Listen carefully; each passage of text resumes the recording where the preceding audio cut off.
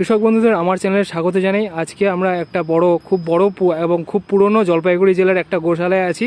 ওখানকার একজন স্যারের সাথে আমরা এখানকার পার্টিকুলারলি কী হয় এবং ডেয়ারি ফার্ম ম্যানেজমেন্ট করার জন্য আপনাদের কী দরকার তা আমি ডিটেলস দেওয়ার চেষ্টা করব। স্যার, আপনার নাম? আমি বিশান চৌধুরী, জয়েন্ট সেক্রেটারি, শ্রী বৈকুণ্ঠনাথ পিঞ্জরাপোল গোশালা, জলপাইগুড়ি। স্যার, এই গোশালাটার বয়স কত হচ্ছে তাও? আনুমানিক 110 বছর হয়ে গেছে এখন। 110 বছর। তো স্যার, কতগুলো ব্রিডের গরু আছে এখানটায়?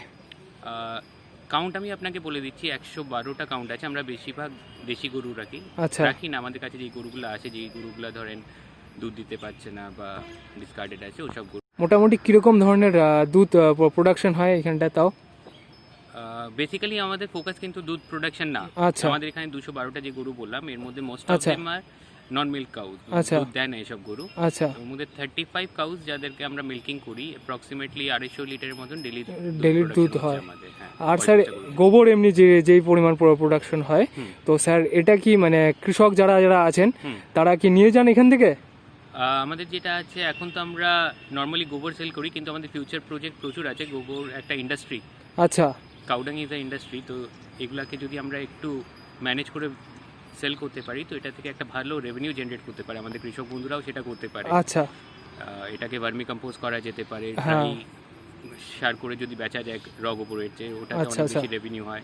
গোবরের এখন টপ বানানো যায়, অনেকগুলো প্রোডাক্টস এটা দিয়ে তৈরি করা যায়। এটা আমরা একদম নিয়ার ফিউচারে চালু করে দেবো আমাদের গোশালাতে। তো এটা দেখে আমাদের কৃষক বন্ধুরা অনেক কিছু শিখতে পারবেন।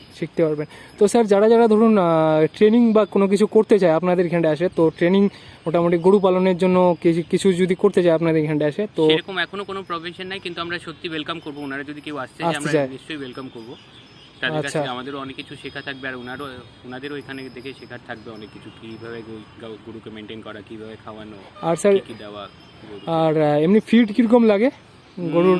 আমরা নর্মালি যেটা দেখি, একটা গরু যা ওয়েট আছে, এটা 2% খাবার দিতে হয়, ড্রাই ফিড দিতে হয়। তাছাড়াও গ্রিন ফডার কিছু যায়, নিজস্ব আমাদের প্ল্যান্টেশনও আছে, নেপিয়ার গ্রাস আর প্যাচং গ্রাস, তো ওটা দেওয়া হয় গরুতে।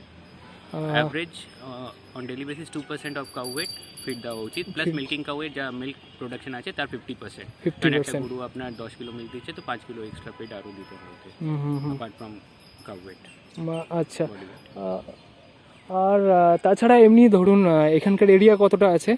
আমাদের টোটাল এই গোশালাটা 14 বিঘা জমির উপরে আছে। 14 বিঘা জমির উপরে আছে।